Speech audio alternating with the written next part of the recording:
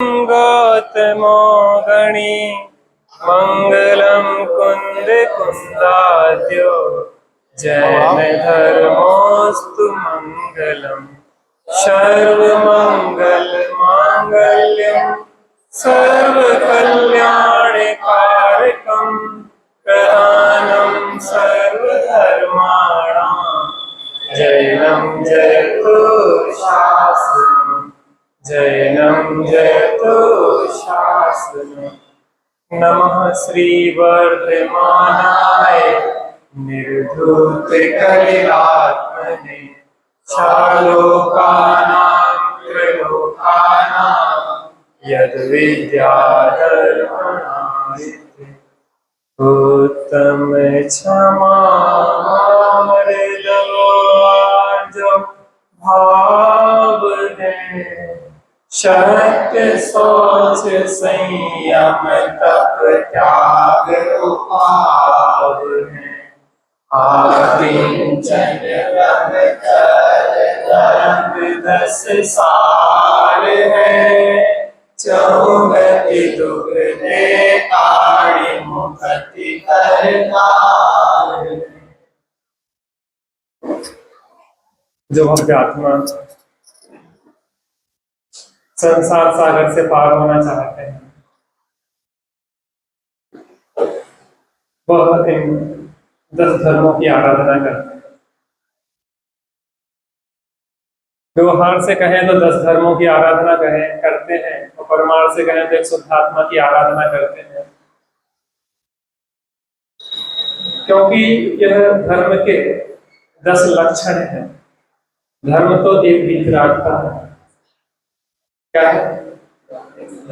वीतरागता। क्षमा के आगे लगा हुआ उत्तम शब्द सम्यक दर्शन सम्यक ज्ञान का सूचक है, क्योंकि सम्यक दर्शन सहित की क्षमा ही सच्ची क्षमा होती है। वैसे कमजोर व्यक्ति भी भिड़ता नहीं है किसी बलवान से, क्योंकि अगर भिड़ेंगे तो क्या होगा, हमारी ही पिटाई हो जाएगी। उसकी क्षमा, कायर की क्षमा वास्तव में क्षमा नहीं है। क्षमा तो वीरों का आभूषण है। यशोधर मुनिराज जंगल में विराजते हैं।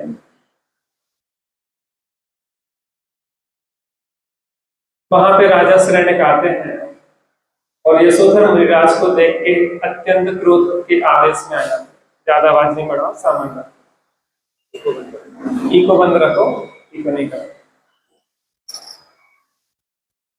यशोधर मुनिराज को देख के राजा शरण्य को बहुत क्रोध आता है और कहते हैं कि ये चेलना के गुरु, ये हमारे शत्रु हैं। अज्ञान अवस्था में जो हमारे लिए हितकारी होते हैं वो शत्रु दिखाई देते हैं, और जो शत्रु है वह हितकारी दिखाई देते हैं। ये अज्ञानता का ही महात्मा है। चेलना के गुरु, अरे चेलना के गुरु नहीं है, वो जगत गुरु है। गुरु तो एक ही होते हैं, निर्ग्रंथ होते हैं, अन्य कोई गुरु नहीं है। गुरु का आभास भले हो सकता है। बहुत क्रोध में थे, 500 शिकारी कुत्तों को छोड़ा। क्यों?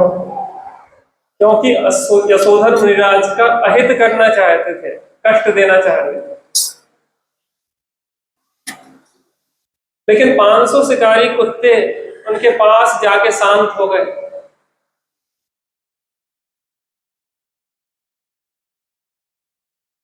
तो राजा शरण्य को लगा कि जो कुछ जादू वगैरह भी जानते हैं, इन्होंने कुछ इस प्रकार से किया है, किलित कर दिया है 500 शिकारी कुत्तों को, ये कुछ भी उनका अहित नहीं कर पा रहे हैं।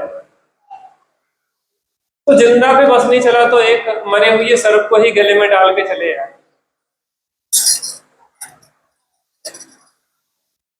चींटियों ने शरीर को छलनी कर दिया, पूरे शरीर में चींटियां चींटियां। 3 दिन लगभग हो गए। शरीर बिल्कुल छल नहीं हो रहा। अब 2 पक्ष हैं, ध्यान से सुनना, मैं आपसे पूछूंगा। 2 पक्ष हैं।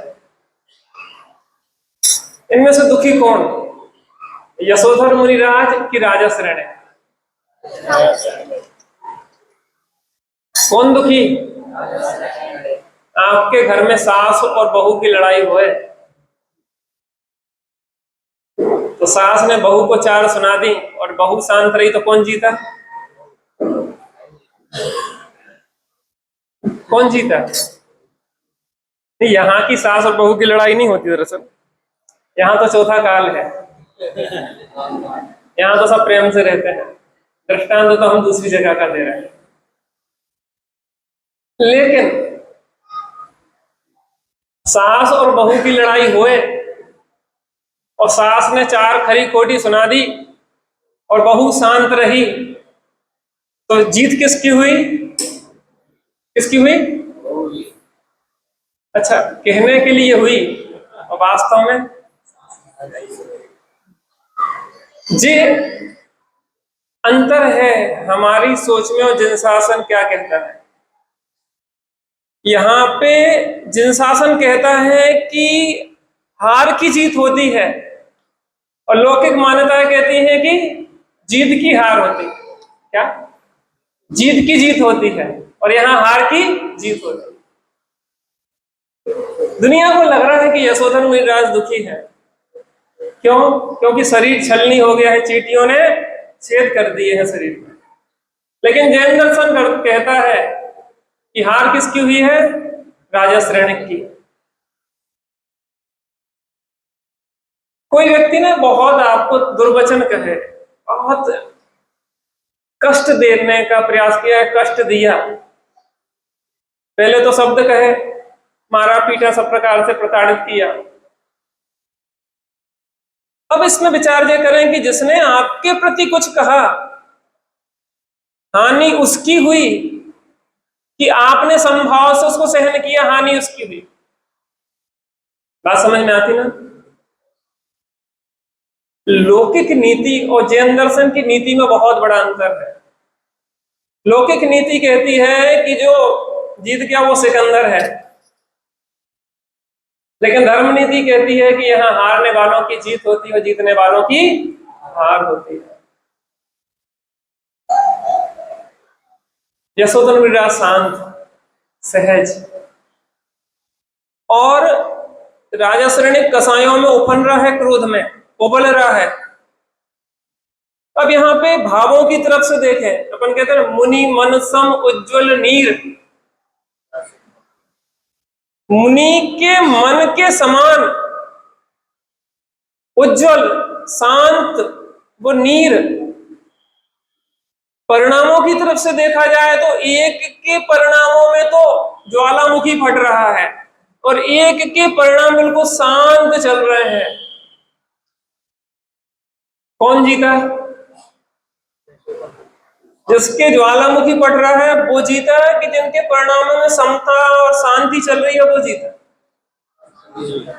ये कोई परिभाषा नहीं है, जो प्रयोग है, हमें अपने जीवन में इसको सीखना होगा।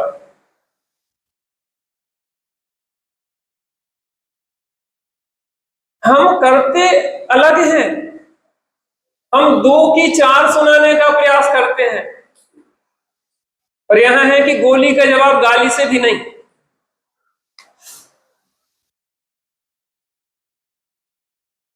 अहित किसका? राजा श्रेणिक ने कितना अहित किया, वर्तमान में नरक का दुख भोगा। पीछे से आध्या की मम्मी, सुनाई दे रहा? हाँ। वर्तमान में नरक का दुख भोगा और भविष्य के लिए नरक गति बांधी, नरकायु का बंध किया। नुकसान किसका?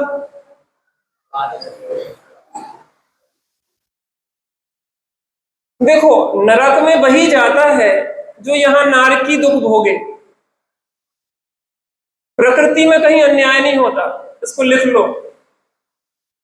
कोई दूसरा आपको स्वर्ग और नरक नहीं भेजता है।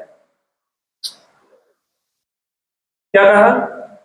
कोई दूसरा आपको स्वर्ग नरक नहीं भेजता है, आप स्वर्ग नरक का चुनाव स्वयं करते हैं। क्या?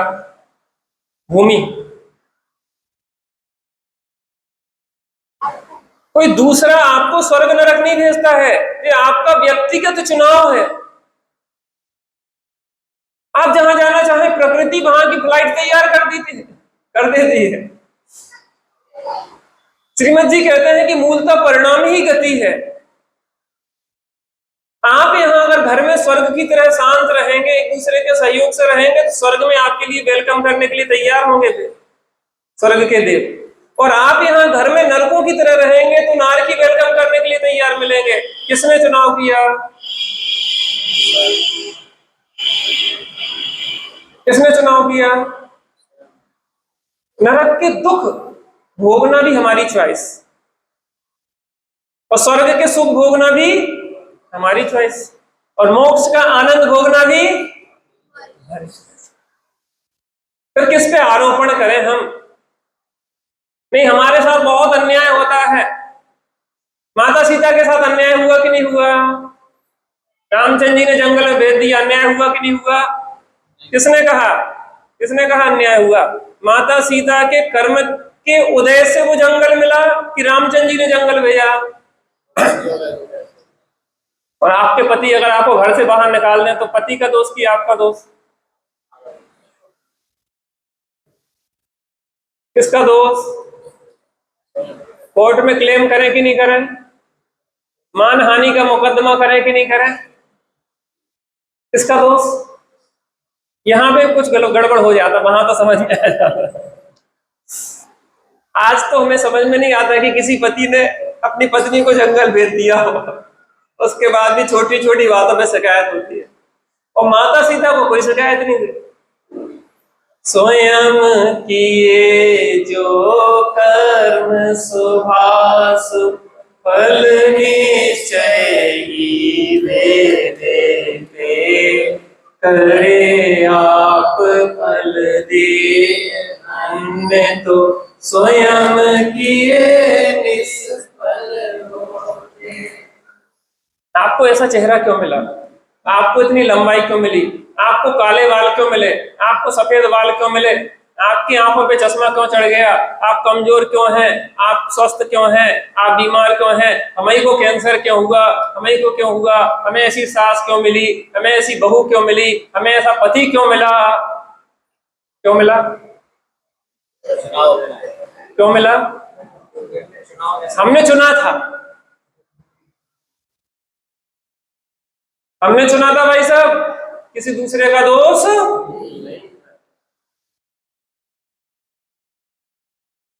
यशोधन विराज को कोई तकलीफ नहीं है, शांत पंचम गति की तैयारी कर रहे हैं। वो जो सैनिक है ना, वर्तमान में दुखी हो, भविष्य में 7वें नरक की तैयारी कर रहा है।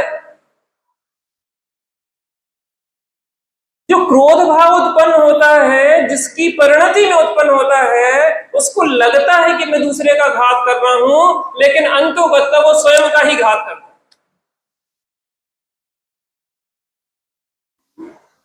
क्या कहा?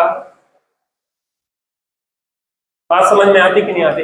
ये ऐसा चक्र है जो दूसरे पे चला जाता है पर अपनी गर्दन काटता है। अपन तो नहीं चलाते इस चक्र को, अपन तो नहीं चलाते ना इस चक्र को। पंडित जी, लातों के भूत बातों से नहीं मानते। सीधी सीधी कहो तो समझ में नहीं आती, वो तो जब तक डांटो फटकारो ना, तब तक व्यक्ति की समझ में नहीं आती। मैं कह रहा हूं, डांटने फटकारने से भी क्या समझ में आती है? ढीठ हो जाते ना, ढीठ, तो कहते हैं कि थोड़ी देर इनका गाना चलेगा सासों माँ का। उनकी तो आदत ही है बड़बड़ाने की। उसके बाद क्या होगी? जब थक जाएंगी तो अपने आप शांत हो जाएंगे। इसका मतलब यह है कि आप सोचते हैं कि डांटने फटकारने से काम बनता हो, तो बनता नहीं है। काठ की जो हंडी होती है वो बार बार चढ़ती। क्रोध से काम बनते नहीं है, क्रोध से काम बिगड़ते हैं। क्या कहा? क्रोध से काम बनते नहीं है, क्रोध से काम बिगड़ते हैं। काम सुधरते हैं क्षमा से। राजा श्रेणिक भले कितना ही क्रोध कर रहा हो, लेकिन यशोधर मिर्जा शांत। जब चेलना के साथ आए राजा श्रेणिक और देखा, सोचा तो ये था कि वो भाग गए होंगे सांप फेंक के, लेकिन बाहर देखा तो वो शांत बैठे। आह, उनके अंदर में एक क्षोभ की रेखा भी उत्पन्न नहीं कर पाए राजा श्रेणिक, भले अपने लिए साथ में नरक चले की तैयारी कर ली हो,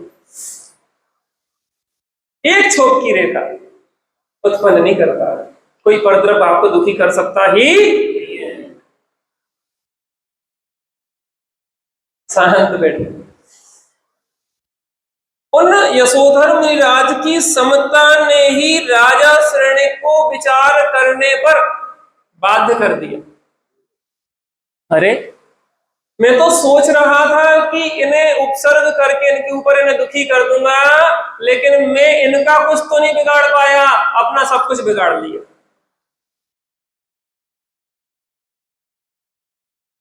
परिणामों की गति देखो।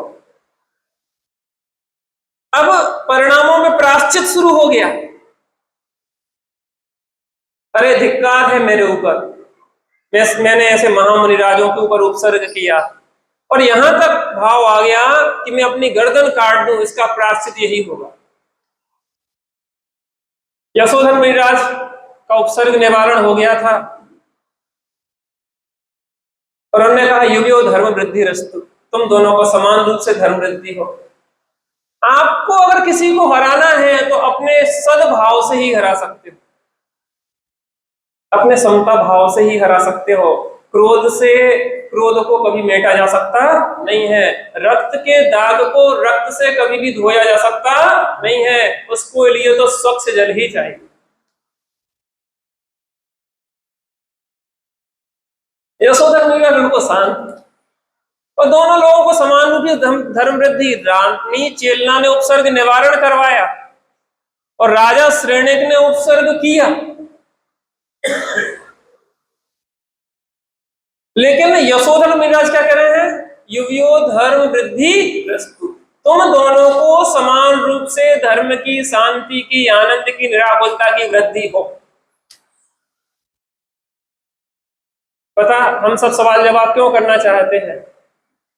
दूसरे को भी तो विचार करने दो।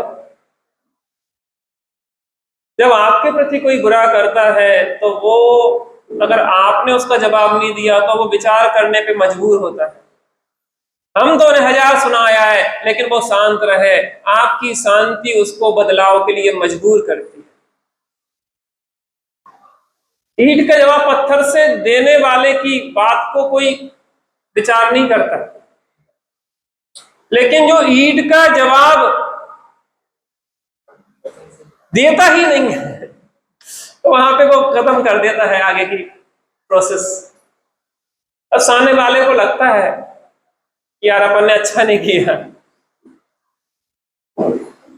सबसे बड़ा दंड जो है वो उसके अंदर जो प्रायश्चित होता है उसी से मिलता है। यार अपन ने उसके साथ इतना बुरा किया, लेकिन वो बहुत शांत रहा, उसने कोई बुरा नहीं किया। अब वो विचार करने पे मजबूर होता है, नहीं नहीं अपन ने गलत किया, अपन ने गलत किया।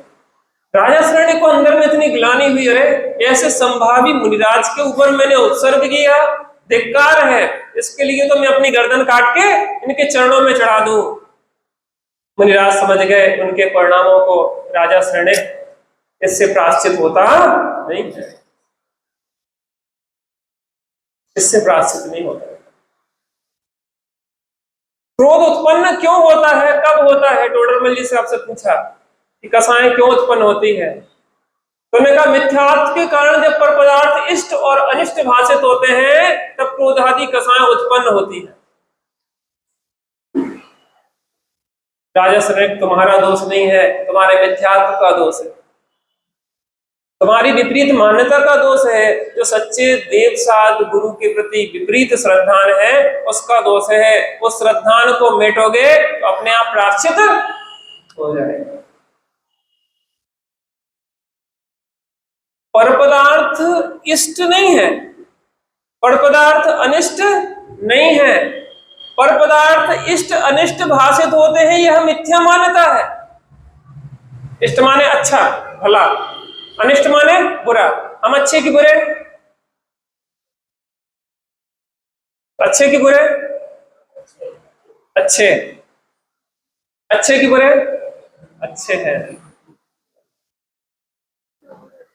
अच्छा हम अच्छे हैं तो सबको अच्छा लगना चाहिए ना, लेकिन सबको अच्छे नहीं लगते। बहुत सारे ऐसे लोग भी मिल जाएंगे जिनको हम बुरे लग सकते हैं, और बहुत सारे ऐसे लोग नहीं, अभी आपको अच्छे लग रहे हैं, थोड़ी देर में हम बुरे लग सकते कि नहीं लग सकते। सबके सामने हम बेइज्जती कर दें, दो कौड़ी की अक्ल नहीं है, दो चार बोल दें अच्छे से, पर पंडित जी बहुत बड़ी बेइज्जती कर दी सबके सामने। अब पंडित जी अभी अभी अच्छे लग रहे थे, इष्ट लग रहे थे, अब पंडित जी कैसे लगने लगे, अनिष्ट बुरे लगने लगे। पंडित जी अच्छे की बुरे,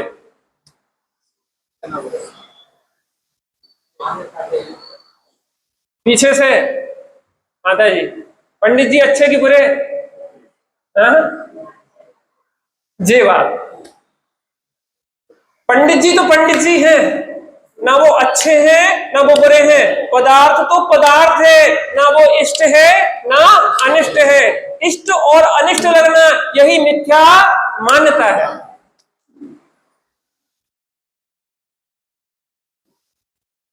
पदार्थ तो पदार्थ है।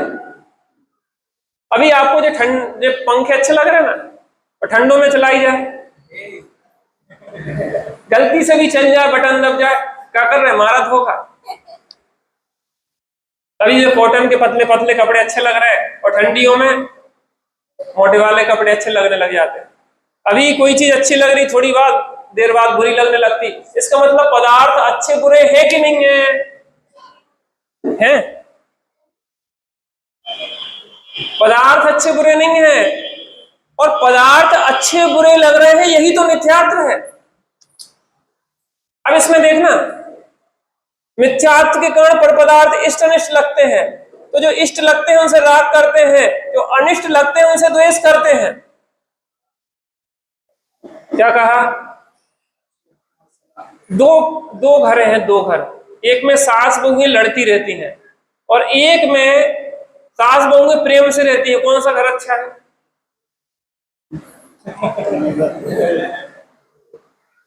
एक घर ऐसा है जिसमें पिता पुत्र लड़ते रहते हैं, और एक घर ऐसा है जिसमें पिता पुत्र प्रेम से रहता है, कौन सा अच्छा है? कुछ बोल ही नहीं रहे आप लोग, तो मौन है। अच्छा आज उपवास होगा आप लोगों का, हाँ? प्रेम से रहना चाहिए।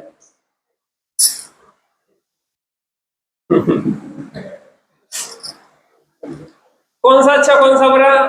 अरे राग तो राग है। अब देखना, वो राग की झोली में द्वेष छुपा है, उसका दूसरा पक्ष द्वेष है, वो अपने अपोजिट को भी साथ में लेके आता है। अब आप प्रेम से रह रहे थे दोनों सास बहू, वो पड़ोसन आई और दोनों में लड़ाई कर दी। पड़ोसनों का काम यही होता है, यहाँ की वहां, वहां की वहां करते रहते हैं। यहाँ की बात नहीं कर रहे, यहाँ के तो बहुत अच्छी पड़ोसन है। अब वो पड़ोसन में लड़ाई हो गई, अब वो उस राग के लिए बाधक जो हुआ, उससे क्या हो गया, द्वेष। तो उस राग की झोली में द्वेष था कि नहीं था? मान लो हमें स्टोर से राग है ना, स्टोर से राग है, तो इस टोर्च को कोई ने छुड़ा लिया, तो जिसने छुड़ाया उसके प्रति द्वेष होएगा कि नहीं होगा भैया? इस टोर्च को किसी ने छुड़ा लिया, इसके प्रति राग था, और इस टोर्च को किसी ने छुड़ा लिया, तो उससे क्या हो गया, द्वेष हो गया। तो द्वेष के मूल में क्या हुआ, राग हुआ कि नहीं हुआ? तो राग से कोई वस्तु इष्ट लगती है, द्वेष से कोई वस्तु अनिष्ट लगती है। वास्तव में वस्तु ना इष्ट है ना अनिष्ट। इष्ट अनिष्ट न कोई जग में, गर्भ कल्पना झूठी है, धीर धीर है मोह भाव से आत्म अनुभव किया करो। इष्ट अनिष्ट न कोई जग में व्यर्थ कल्पना। क्रोध जहां उत्पन्न होता है, जब पदार्थ कैसे लगते हैं? अनिष्ट लगते हैं। जो पदार्थ हमें अनिष्ट लगते हैं उनके प्रति क्या होता है? द्वेष होता है या उनके प्रति क्रोध आता है। और जो इष्ट लगते हैं उनके प्रति क्या आता है? राग आता है या प्रेम होता है। और इस राग और द्वेष दोनों ही कैसे हैं? अनिष्ट है।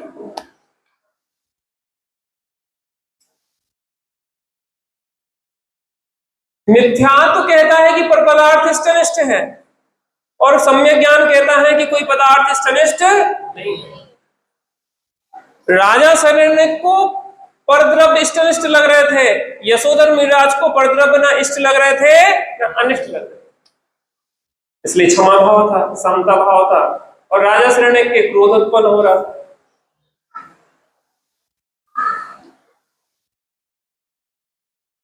उत्तम क्षमा धर्म का दिवस है। पता सबसे अधिक क्रोध हम किसमें करते हैं? कोई उत्तर देगा उसको गिफ्ट देंगे। कॉपी सबको दे दी कि बांटेंगे का? रखिएगा। चलिए हम इसका उत्तर सही देने वाले को गिफ्ट देंगे। चलो आज नहीं तो कल बैठ जाओ। सबसे अधिक क्रोध हमने किस पे किया? हाथ खड़ा करेंगे। आज तक, आज तक नहीं, अनादि काल से। अब थोड़ा क्लियर होगा। नए व्यक्ति कोई? हाँ बहुत बढ़िया। और कोई? और थोड़ा पीछे वाले, पीछे वाले। नकल हो गई पीछे तो। बिना नकल वाला कोई है? सबसे अधिक क्रोध हमें, हाँ भूमि बताएगी। भूमि, हाँ अपने आत्मा पे क्रोध किया। आपने वो कथा सुनी होगी, इसको गिफ्ट दे देना। पवनंजय और अंजना का प्रसंग सुना ना? पवनंजय और अंजना का। वो मिस्र की ऐसी मजाक कर रही थी, दासी थी ना उसकी, सखी थी जैसे मान लो। और पवनंजय और अंजना का एंगेजमेंट, क्या कहते हैं, सगाई हो गई थी। अंग्रेजी हम कम जानते। तो वो सगाई हो गई थी और पवनंजय को रहा नहीं जा रहा था। नहीं मैं तो, मुझे तो अंजना से मिलना है। कि 2 दिन बाद मिल लेना। प्रशस्त नाम का उनका मित्र था। कि 2 दिन बाद मिलेगा। नहीं मुझे चैन नहीं है, मैं तो अभी जाऊंगा मिलने। नहीं माना, बेचैन हो गए। पहुंच गए, छुप के देख रहे थे, छुप के। अरे गजब हो गया, अंजना तो बहुत सुंदर है, बहुत बढ़िया है। सखियों में हंसी मजाक चल रही थी। मिस्र कैसी नाम की एक सखी थी, मजाक कर रही थी। यार अंजन, पवनंजय कहाँ का तुमने ढूंढ लिया, इससे अच्छा तो वो था, वो इससे अच्छा था। मजाक चल रही थी और पवनंजय ने सुन लिया। अच्छा, अंजना किसी दूसरे को चाहती है? चाहती थी कि नहीं चाहती थी? किसी दूसरे को चाहती है। मैं इससे बदला लेके रहूंगा, मैं इससे विवाह नहीं करूंगा। सबने समझाया कि भैया ऐसे नाराजगी नहीं होती, शादी कर लो, बदनामी होगी। सबने समझाया तो बात सबकी मान के शादी हो गई। शादी तो हो गई, लेकिन मैं शकल नहीं देखूंगा। क्या नहीं करूंगा? क्या नहीं करूंगा? शकल नहीं देखूंगा। अंजना वहीं पे महल में रहती थी, लेकिन शकल नहीं देखते थे।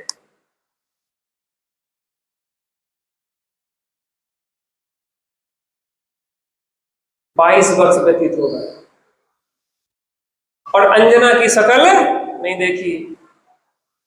किसी का अगर तिरस्कार करना है तो उसको उपेक्षित कर दो।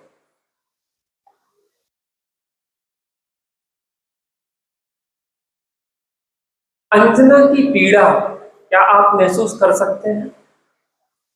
कोई भी स्त्री कपड़े कम हो तो चल जाएगा, भोजन रूखा सूखा मिला तो चल जाएगा, और कमियां हो तो सब चल जाएगी, लेकिन पति की उपेक्षा किसी भी स्त्री को पसंद नहीं होती। सती सीता जंगल में भले भटकती रही, लेकिन रामचंद्र जी साथ थे, तो जंगल के कष्ट भी कष्ट भाषित नहीं हुए। अंजना महलों में थी, सर्व प्रकार की अनुकूलताएं थी, उसके बाद भी अंजना को एक क्षण नहीं सुहाता था। अंतर क्या है? एक में पति का प्रेम है और एक में पति की उपेक्षा है। कितना कष्ट अंजना ने झेला होगा। सीता का कष्ट तो हमें दिखाई देता है, लेकिन अंजना का कष्ट दिखाई नहीं देता है, जबकि सीता का तो कोई कष्ट था ही नहीं। अरे जिसके पास पति होए उसको काहे का कष्ट, लेकिन कष्ट तो उसका है जिसके प्रति पति की उपेक्षा हो। किसका कष्ट होता है ज्यादा? जिसके प्रति पति की उपेक्षा भाव हो। पता पवनंजय का अंजना के प्रति उपेक्षा भाव तो कितने समय रहा? 22 वर्ष। लेकिन हमारे प्रति उपेक्षा भाव अनादिकाल से चल रहा है, अनंत काल व्यतीत हो गया। जिसके प्रति हमारे मन में उपेक्षा होती है उसकी शक्ल देखना पसंद नहीं करते। आज तक हमने आत्मा का अनुभव नहीं किया है, इसका मतलब है अनंत उपेक्षा है, ये अनंतानुबंधी कसाय है हमारी। कौन सी कसाय है? अनंतानुबंधी कसाय। आज तक हमने सबसे ज्यादा क्रोध अपने ऊपर किया, अपने ऊपर क्रोध किया भाई साहब। हूं तो मैं शांत निराकुल, और आप में व्याकुलित हो रहा हूं, दुखी हो रहा हूं, कसाय युक्त हो रहा हूं। थोड़ी अपनी परिणति की तड़फन, तपन, तकलीफ का वेदन तो करो कि अनादिकाल से क्रोधादि कसायों में कैसा तप्तायमान हो रहा है, कैसा क्रोध की मान की माया लोभ की भट्टी में चल रहा है यह। अरे सबसे पहले क्षमा करना है। दया करो पहले अपने पर, आदत से नहीं सीखो,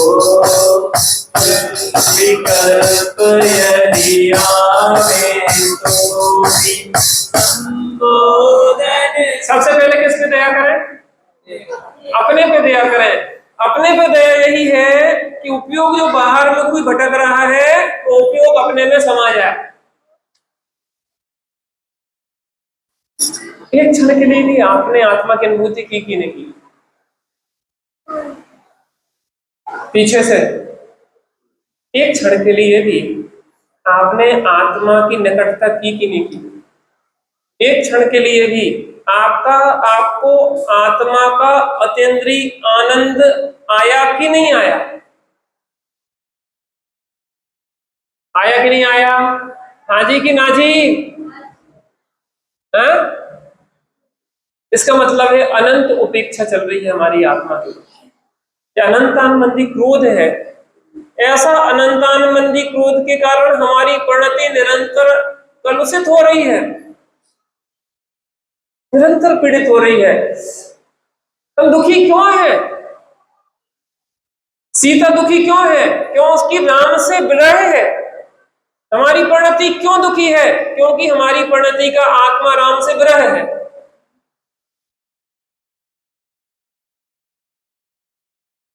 आत्मा राम से विरह है। अंजना क्यों दुखी हो रही है? क्योंकि अंजना का पवनंजय से विरह है। हम आत्मा हमारी क्यों दुखी हो रही है? क्योंकि हमारी शुद्ध आत्मा का, हमारी परिणति का अपने आत्मा से विरह चलता है।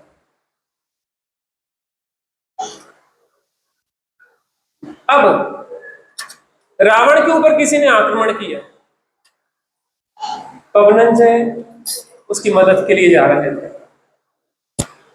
वह सरोवर जहां पे अंजना और पवनंजय का विवाह हुआ था, एक चकवा और चकवी का विरह हुआ, और चकवी चकवा के विरह में बहुत व्याकुल थी, रो रही थी, तकलीफ में थी। और उस चकवा चकवी के विरह को देखकर पवनंजय को अंजना की याद आ गई। किसकी याद आ गई? इसकी याद आ गई। अरे जैसे कि चकवी अपने चकवे के विरह में ऐसी आकुलित व्याकुलित हो रही है, ऐसी मेरी अंजना मेरे विरह में कितनी दुखी हो रही होगी। इस चकवी को तो एक रात का विरह असर है अपने चकवे से, लेकिन मेरी अंजना को तो 22 वर्षे से विरह चल रहा है। अर्धरात्रि का समय, मानसरोवर जहां पे विवाह हुआ था दोनों का, वहीं पे पड़ाव रुका हुआ था, रावण की मदद को जा रहे थे। मित्र प्रहस्त से कहा, मित्र मुझे अभी पवनंजय ने कहा कि अंजना के पास जाना है। मैं कि महाराज सुबह चलने के लिए नहीं, मैं अब एक क्षण को भी अपनी अंजना से दूर रह सकता। मैं आपसे पूछना चाहता हूं कि पवनंजय को अंजना से दूर किसने रखा? भ्रम। भ्रम। और अंजना और पवनंजय का मिलन कैसे हुआ? भ्रम के निवारण के लिए करने से। ऐसे ही हम अपनी आत्मा से दूर क्यों हैं? भ्रम के कारण। और पास कैसे आएंगे? भ्रम का निवारण करके।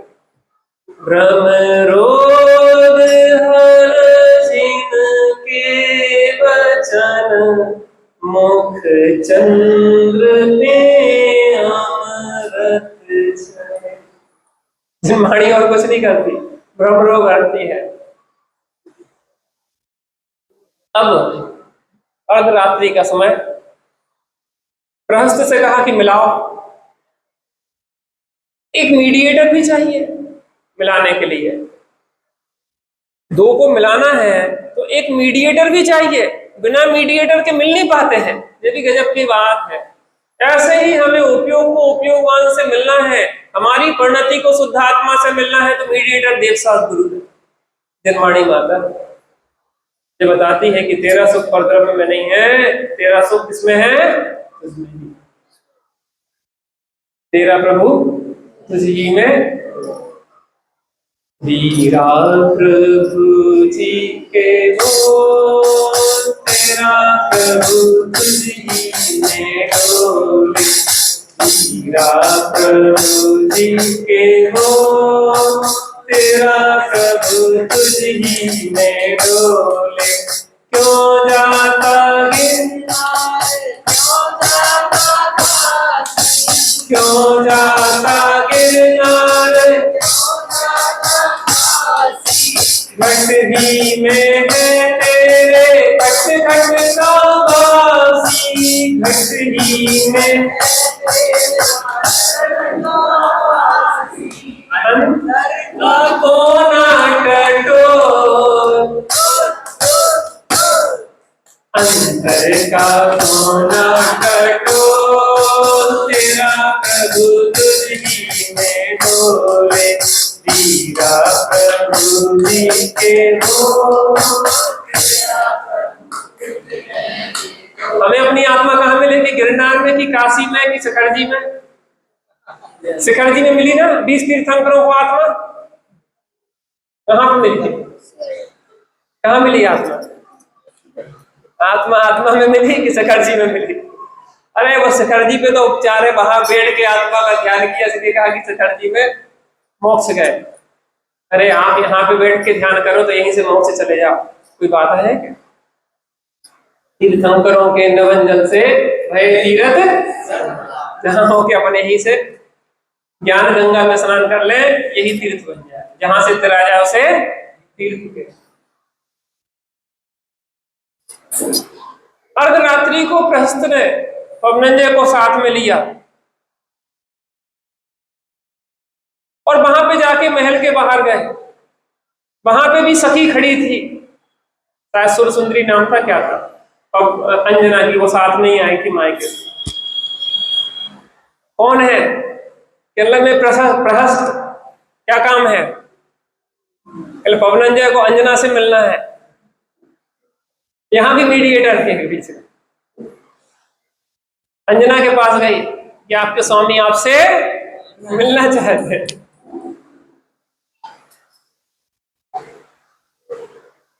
अंजना के तो खुशी का ठिकाना नहीं रहा। सही कह रही हो, सपना तो नहीं देख रहे? नहीं नहीं, सही में प्रहस्त ने कहा है। अच्छा, मैं चलती हूँ स्वामी के मिलन के लिए। और यहाँ पे वो सखी भी साथ में चल रही है, वहां पवनंजय का मित्र प्रहस्त भी साथ में आ रहा है। और दोनों कहां पे आ गए हैं? अब कहां पे आ गए हैं? आमने सामने।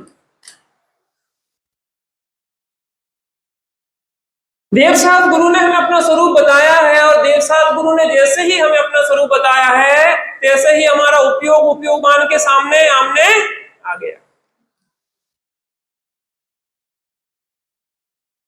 अब अंजना और पवनंजय निकट आते जा रहे हैं, और वो प्रहस्त और दासी दूर हटते चले जा रहे हैं। जिन देवसात गुरु ने हमें आत्मा बताया है, शुद्धात्मा बताया है, उस समय भी आत्मा से मिलन के समय में भी अगर देवसात गुरु संबंधी भी विकल्प रहा तो वो भी बाधा बन जाता, निर्विकल्प दशा होने नहीं दे। और वहां देखा तो पवनंजय और अंजना का मिलन हुआ और हनुमान नाम के पुत्र की उत्पत्ति हुई। ऐसे ही उपयोगवान से जहां मिलता है तो आनंद नाम के पुत्र की उत्पत्ति होती है। जय जयनाथ परम गुरु। आत्मचिंतन का एक समय आया, आत्मचिंतन का एक समय आया, पाके नर्तन क्या खोया क्या पाया, आत्मचिंतन का एक क्षण निज में ही ठहर जाऊं, एक क्षण निज में ही ठहर जाऊं, बस यही आखिरी समय आया, बस यही आखिरी समय आया, पाके नर्तन खोया क्या पाया, आत्मचिंतन का एक समय आया। एक क्षण, किसी क्षण अभी मिलन हो सकता है। किसका? उपयोग का, उपयोगवान से। कैसे? भ्रम का निवारण बस हो जाए। आत्मा के प्रति जो अनंत क्रोध है अभी दूर हो जाएगा, और आत्मा का आत्मा से मिलन हो जाएगा। मधुर मिलन जिसको कहते हैं। और जिसको आत्मा का आत्मा से मिलन होता है तो उसके अंदर उत्तम क्षमा, मार्दव, आर्जव, सत्य, शौच, संयम, तप, त्याग, आत्मचर्य और ब्रह्मचर्य, ये 10 धर्म के लक्षण प्रकट।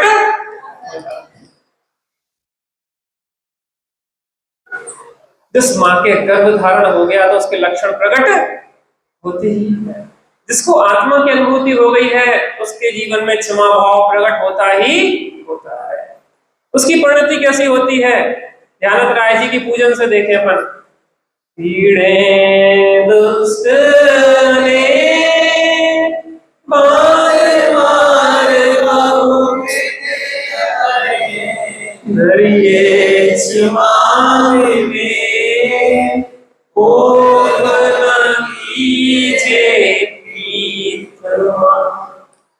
क्या कह रहे हैं कि जिसके अंदर ऐसा क्षमा भाव प्रकट हो जाता है, जैसे आत्मा के आश्रय से उत्तम क्षमा धर्म प्रकट हो जाता है, उसकी परिणति कैसी होती है इसका निरूपण यहां किया जाता है। पीड़े दुष्ट अनेक, अनेक दुष्ट आके आपको पीड़ा दें, बांधे, मारे और बहुत प्रकार की यातनाएं दें। धैर्य क्षमा विवेक कोप न कीजे प्रीतिमा, ये उपदेश का कथन है कि क्रोध नहीं करना चाहिए। प्रीतमा माने प्रियतम, सुपरलेटिव डिग्री, प्रियतम कैसी करना है ज्ञानियों के। अगर आप प्रियतम, क्रोध, क्रोध नहीं करो। हे प्रीतम तुम क्रोध नहीं करो। कब क्रोध नहीं करो? जो दुष्ट हैं, अनेक प्रकार से बांधे, मारे और बहुत प्रकार की यातनाएं दे, तो भी क्रोध मत करो हे प्रियतम।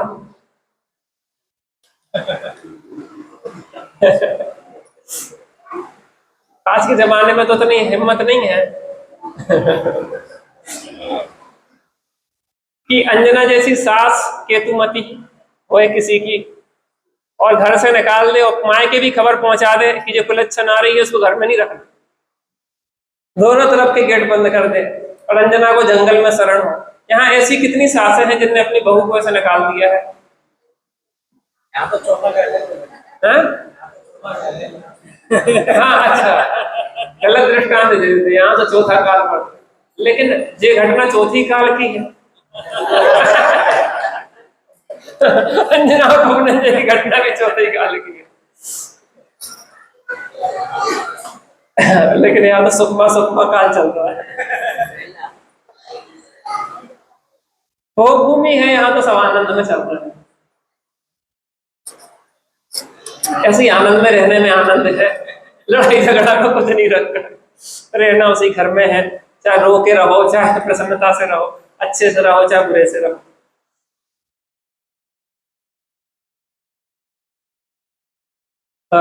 कोप ना कीजिए, क्या शब्द है, आप सोचो कैसा शब्द चुनाव किया। प्रीतमा, हे प्रीतम क्रोध नहीं करो।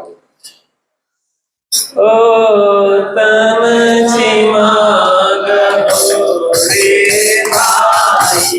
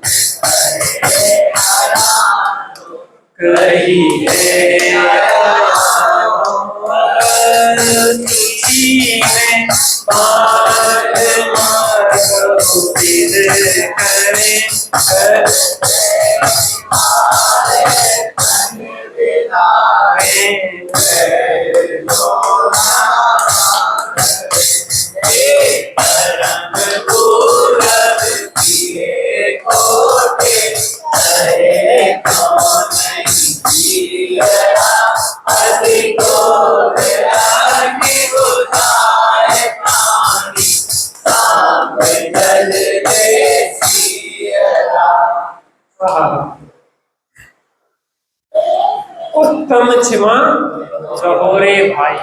कहो माने, कहो माने ग्रहण करो। किसको ग्रहण करो? क्षमा को नहीं, उत्तम क्षमा को ग्रहण करो। उत्तम क्षमा माने सम्यक दर्शन सम्यक ज्ञान सहित क्षमा को ग्रहण करो। 10 धर्म चारित्र गुण की निर्मल पर्याय, और चारित्र तब होता है जब सम्यक दर्शन और सम्यक ज्ञान होता है। उत्तम क्षमा को अंगीकार करो, अर्थात सम्यक दर्शन सम्यक ज्ञान पूर्वक सच्ची क्षमा को अंगीकार। यही भव जस पर भव सुखदाई। दो लोगों की लड़ाई होए, सास बहू की लड़ाई होए, तो सास शांत रहे हो बहू लड़ती रहे तो यश किसका होगा? अरे देखो बहू कितनी सुनाती रही लेकिन शांत, वो सास कैसी रही? वो शांत। तो यश किसका होगा? सास का। और सास सुना बहू शांत रहे तो यश किसका होगा? तो शांत रहने में यश होता है, और ईंट का जवाब पत्थर देने में अपयश होता है। तो कैसा रहना चाहिए अपन को? शुभम।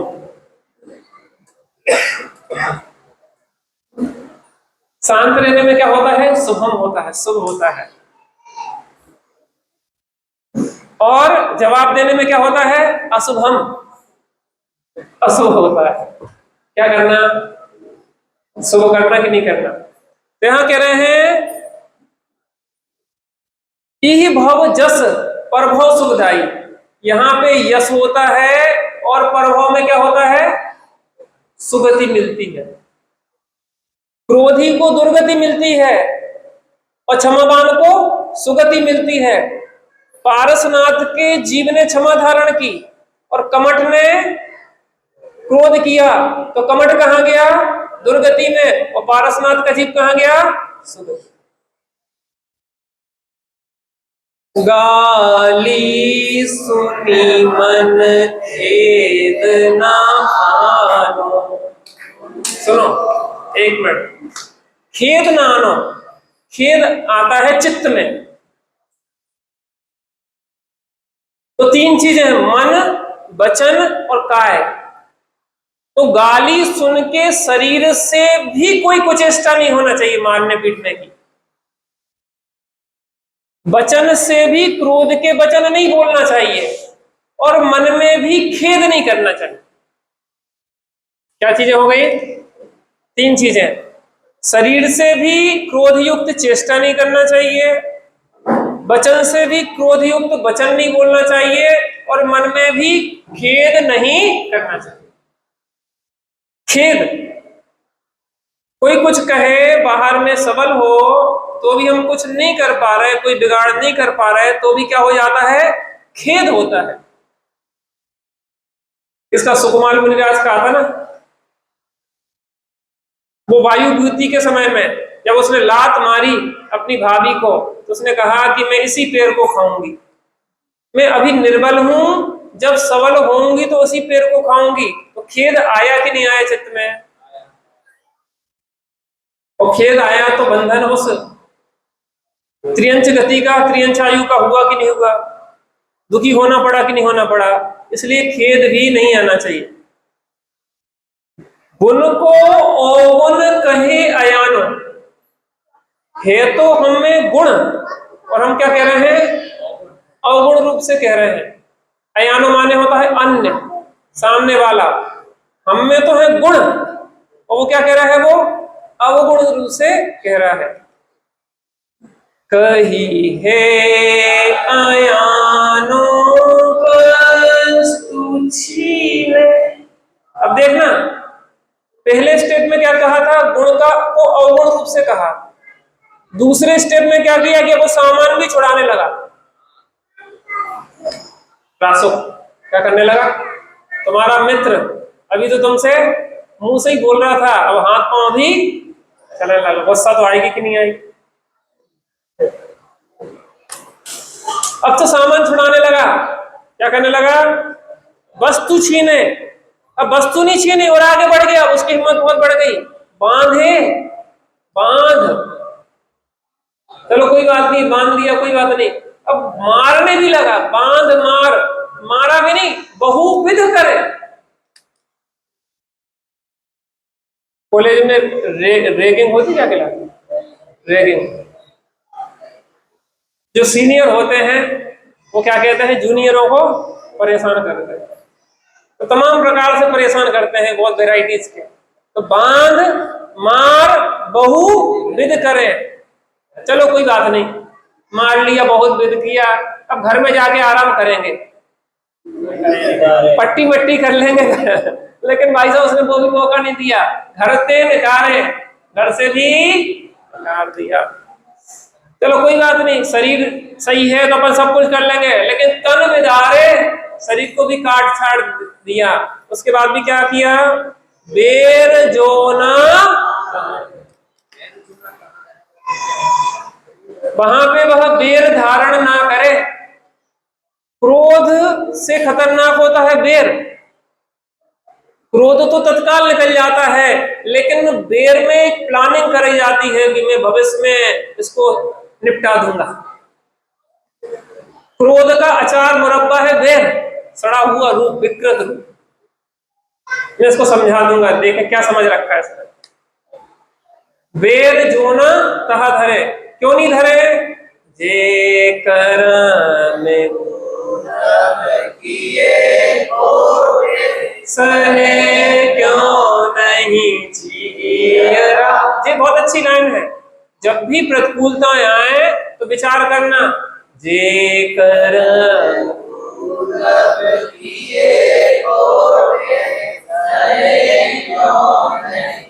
किसने किसने किए, किसने किए?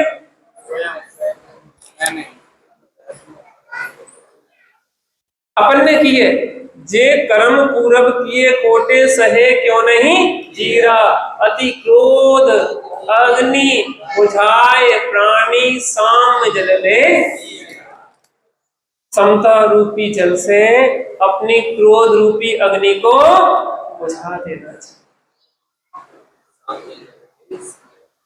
जिसको अपनी आत्मा की अनुभूति हो जाती है। अंजना और पवनंजय का मिलन हुआ, मिलन के बाद विरह हुआ। विरह की पीड़ा कितनी थी पवनंजय की अंजना के प्रति। जैसे ही वो युद्ध से वापस आया और कहां गया? सीधे अंजना के महल में गया। अंजना कहाँ है? अंजना कहाँ है? अब एक क्षण भी अंजना के विरह में वह रह सकता नहीं है। एक बार उपयोग मान से जुड़ जाए और एक क्षण का भी विरह उसको खटकता है, अपनी आत्मा से विरह उसको सहन नहीं होता। पागलों की तरह हो गया। अंजना अंजना करते हुए जोगी की तरह जंगल में भटक रहा है, अंजना की धुन लगा रहा है। ऐसे ही मुनिराज जंगल में एक आत्मा की साधना के लिए सब कुछ छोड़ के संसार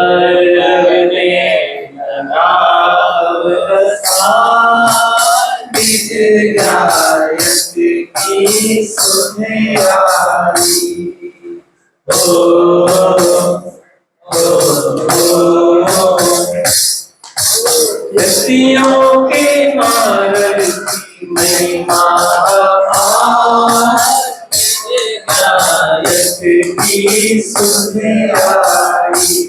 जब जिसके जीवन में एक कसाय के अभाव रूप उत्तम क्षमा होती है, वहां चौथा गुण स्थान होता है। जहां दो कसाय के अभाव रूप उत्तम क्षमा होती है, वहां पांचवा गुण स्थान होता है। जहां तीन कसाय के अभाव रूप उत्तम क्षमा होती है, वहां मुनि दशा होती है। जहां चारों कसाय के अभाव रूप उत्तम क्षमा होती है, वहां अरिहंत और सिद्ध दशा होती है। साक्षात संपूर्ण क्षमा धर्म को धारण करने वाले ऐसे अरिहंत और सिद्ध भगवान हमारी परिणति में आदर्श रहे और हमारे जीवन में भी आत्मा के आश्रय से उत्तम क्षमा धर्म प्रकट हो, हमारी परिणति भी आनंदमय हो। ऐसे मंगलमय भावना से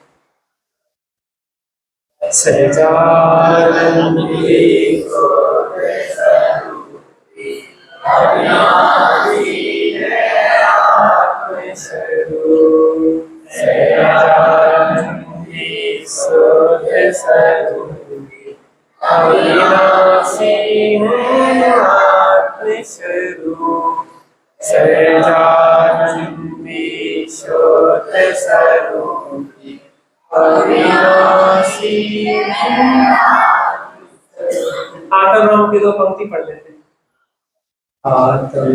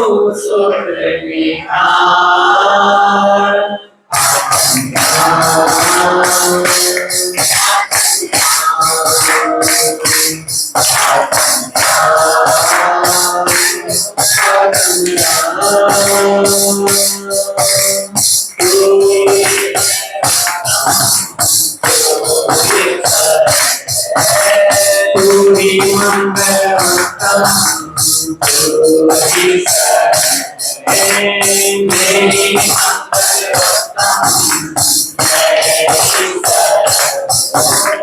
मेरी मंगल उत्तम मेरी हो शाश्वता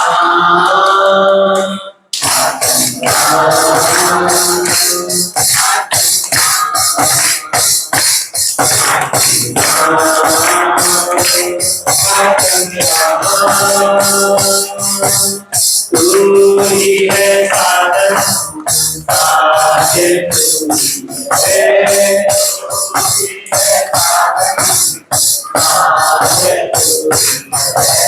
मेरी हो साधन साधन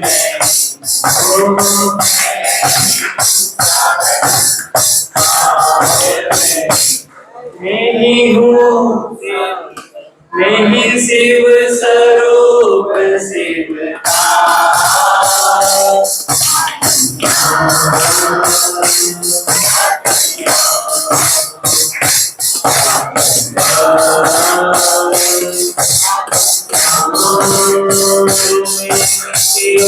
मुक्ति करे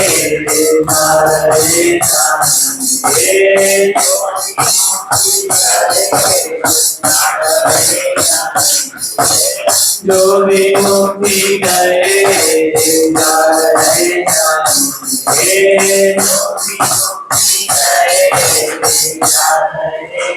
तू ही तो है कारण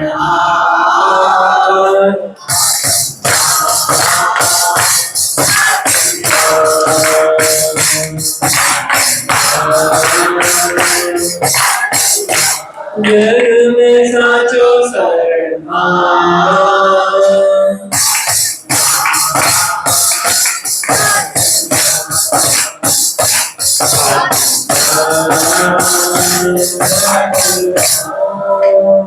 पुरुषोत्तम समान धर्म की निज निज